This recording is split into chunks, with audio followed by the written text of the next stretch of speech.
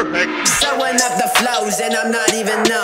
I've been breaking bread with people that I don't even know. Procrastination with no sleep, that just like how do you grow? Standing out from the crowds, I'm not your average Joe. No crossing lines, just like a free throw. People always talking shit, be talking shit and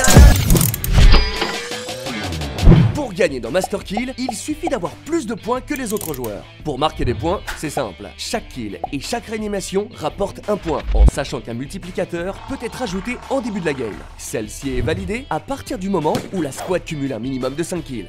Le but, gagner la partie ou ne pas finir dernier. Le perdant est le joueur avec le moins de points à la fin de la partie. Que se passe-t-il quand quelqu'un perd? Les points des 3 autres participants se cumulent et se transforment en euros, que le perdant devra payer à un viewer tiré au hasard. Par contre, s'il y a top 1, personne ne paye et les viewers ne gagnent rien. Pour tenter d'être tiré au sort, il vous faudra voter dans un temps imparti en début de game et bien miser sur la personne que vous voyez perdre. Le Master Kill peut également être joué en duo. Les règles restent les mêmes. Le duo gagnant sera celui qui a le plus de kills à la fin de la partie. Bref, travail d'équipe, ou coup bas, amitié, ou fourberie, chacun sa méthode. Mais ce qui est sûr, c'est qu'il y en a qui vont passer à la caisse ce soir. Sur ce, bon Master Kill à tous. Bienvenue dans le Royal Rumble.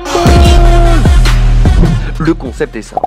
8 candidats s'affrontent sur 6 spawns de 5 minutes avec pour unique objectif marquer un maximum de points pour devenir le grand champion de la soirée. Pour marquer des points, il faudra faire attention à plusieurs choses. Premièrement, le placement. Chaque joueur sera récompensé suivant son classement final avec un barème de points défini, allant de 7 points pour le deuxième à 1 point pour le dernier. Le premier de la manche, quant à lui, remportera 10 points. Les kills? Eh bah oui, parce que chaque kill rapportera 1 point supplémentaire. Et pour finir, les bonus. En effet, une roulette avec des défis sera lancée en début de chaque manche.